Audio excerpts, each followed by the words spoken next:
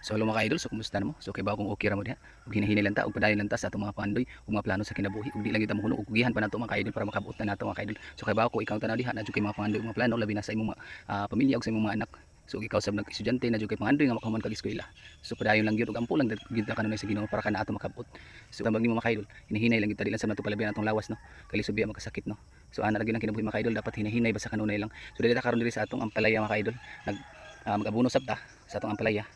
Ug ako sabi ipakita ninyo ang bunga na sa atong ampalaya mga kaidol kung saan na siya kanindot ug kadaghang bunga. So muna na ang bunga sa atong ampalaya mga kaidol, medyo daghan na gid siya mga kaidol.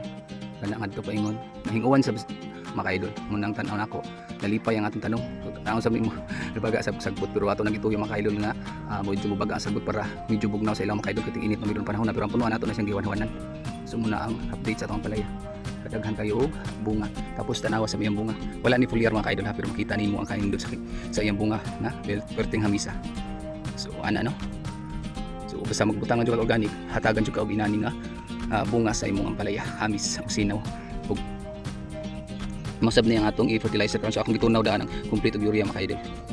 So makinubig ta karon sa atong ampalaya. So ako diri kasimana gyud ako si abonuhan mga kaidol para mas paspas ang tubo sa bunga ug bunga pud siya daghan.